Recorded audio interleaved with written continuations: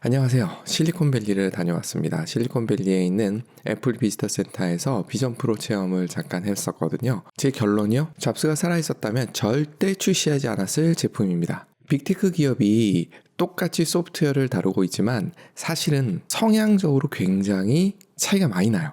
애플은 소프트웨어를 잘하죠. 비전 프로를 체험하고 있는 저를 본 옆에 동료들이 했던 얘기는 제가 움찔움찔 하더래요. 대단하더라고요. 화면을 구성해내고 하는 부분에 대해서는 애플의 소프트웨어 실력을 정말 칭찬할 수밖에 없었어요. 그런데 왜 잡스는 화를 낼까? 이유는 간단합니다. 너무 무거워요. 잡스가 아이폰을 만들 때의 이야기를 들어보면 디자이너들과 모여서 계속 손으로 만지면서 놀면서 그립감 이런 것들을 계속 확인했다고 해요.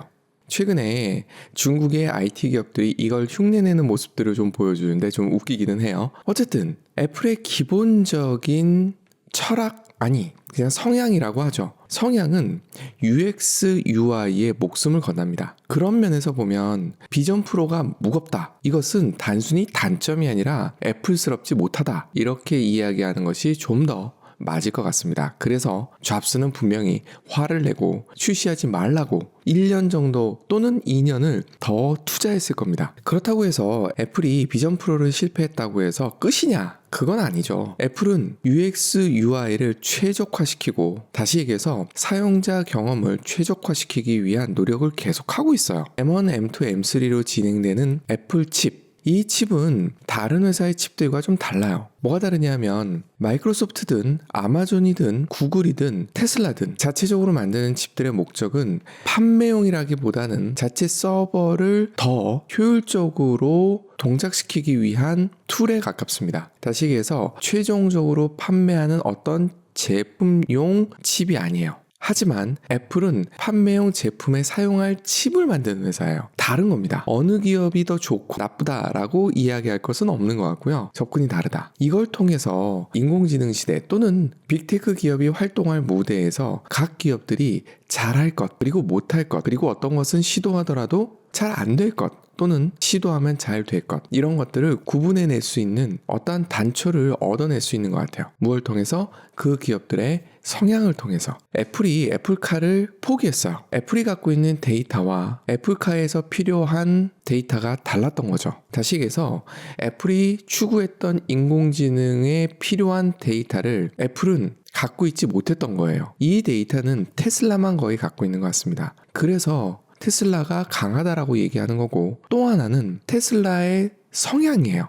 정확하게 얘기하면 일론 머스크의 성향이죠. 일론 머스크의 성향상 자율주행 자동차나 아니면 최적화된 가격의 전기차를 만드는 쪽으로는 테슬라가 앞서 나갈 것이 거의 분명해요.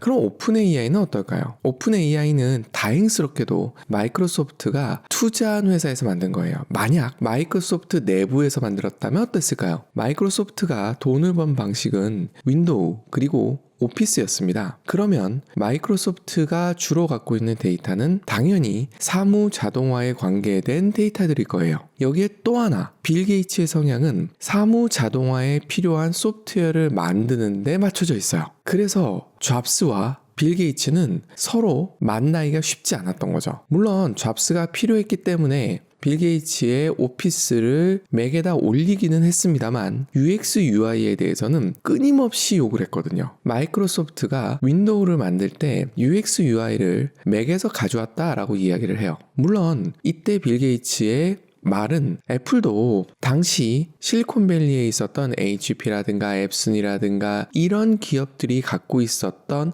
마우스라든가 이런 기술들을 가져온 거니까 창의적인 건 아니다 라고 이야기를 해요. 물론 맞기는 해요. 하지만 애플의 전략은 기본적으로 잘 돼 있는 것을 모아서 사용자 경험을 극대화시키는 데 포커스가 되어 있는 회사예요. 뭔가를 처음부터 만든다 이런 느낌하고는 좀 거리가 있어요. 이것이 잡스한테 감정적인 흔들림, 죄책감 이런 거를 주지 않아요. 바라보고 있는 게 다른 거예요. 사용자에게 최적의 경험을 제공한다. 이걸 가능하게만 한다면 무엇도 할 수 있다. 빌 게이츠는요. 사무자동화의 진심이었던 사람인 거죠. 이 기업에서 투자해서 만들어낸 오픈AI에서 만들어낸 챗GPT, 이 챗GPT를 마이크로소프트가 제일 먼저 어디에 적용했는지를 봐도 금방 알 수 있습니다. 더불어 챗GPT를 써보신 분들 아시겠지만 보고서 작성에 아주 최적화되어 있어요. 느낌 빡 오지 않나요? 마이크로소프트입니다. 마이크로소프트가 죽어가다가 살아났어요. 나델라가 들어오면서부터죠. 그런데 이 나델라는 마이크로소프트의 본질, 마이크로소프트의 성향을 정확하게 알고 있었던 것 같아요. 그래서 마이크로소프트가 잘할 수 있는 걸 했던 겁니다. 무엇을? 클라우드를. 어떤 쪽 클라우드를? 기업에서 갖고 있는 정보를 관리해주는 클라우드를. 정말 그 기업이 갖고 있는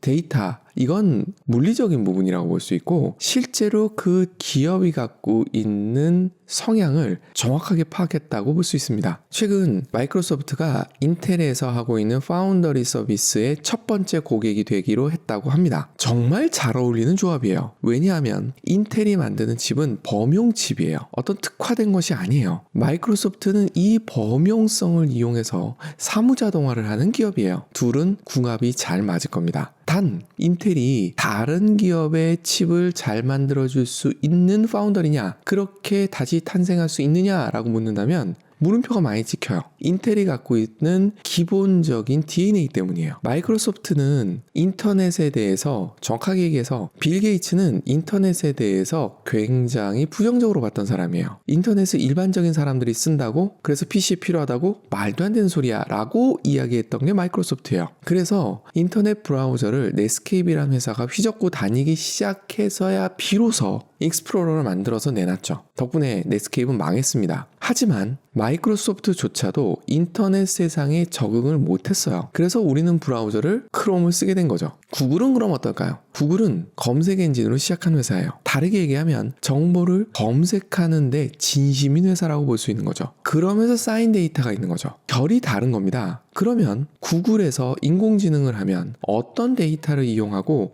어떤 성향으로 결과물을 내놓을까요? 최근 마이크로소프트도 이런 부분을 인식하고 단순히 보고서 작성이 아니라 웹 브라우징을 한 내용도 보여준다고 해요. 이걸 누가 더 잘할까요? 구글일까요? 마이크로소프트일까요? 어느 기업이 더 잘 나갈 것이다 라고 말씀드리는 것이 아니라 각 기업들마다 인공지능을 했을 때 내놓을 결과물이 다르다라고 봐야 된다는 거죠. 실리콘밸리를 갔을 때 애플 비지터 센터도 갔지만 구글 비지터 센터도 갔어요.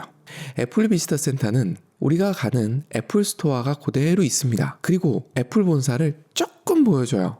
그들답습니다. 애플은 기본적으로 자사 제품을 보다 더 잘 체험할 수 있도록 가이드를 해요. 그런 강연도 계속 이루어지고 있고요. 그럴 수 있게 제품을 풀어놓은 거죠. 구글은 어떨까요? 있긴 있어요. 그런데 직원은 없어요. 그리고 우리가 흔히 알 수 있는 형태로 그냥 전시를 해놨어요. 마치 구글링을 하면 결과를 쭉 보여주는 거랑 너무 닮아 있어요. 개방성도 비슷합니다. 구글은 캠퍼스가 개방이 되어 있어요. 애플의 원형으로 되어 있는 캠퍼스는 애플 직원들 중에서도 선택된 사람들만 들어가는 곳이라 그래요. 애플 기계를 열라 그러면 열라 고생을 하지 않습니까? 정말 그대로입니다. 구글의 체험은 구글 자전거더라고요. 직원들을 위해서 제공해 놓은 자전거거든요. 비지터들이 사용할 수는 없어요.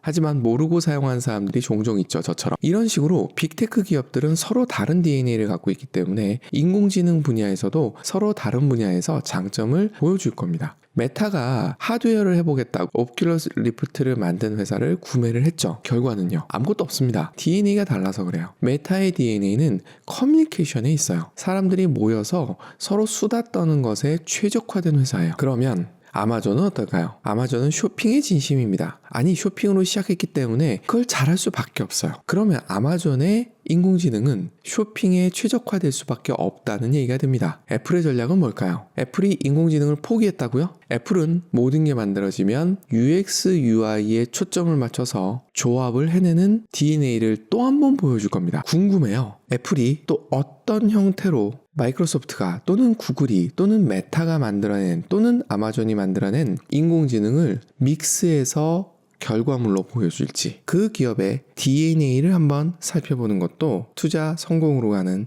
좋은 지름길이 될 것 같고요. 취업을 생각하시는 분이라면 나의 DNA와 그 빅테크 기업의 DNA가 맞는지도 한번 생각해 보시는 것 좋을 것 같습니다. 감사합니다.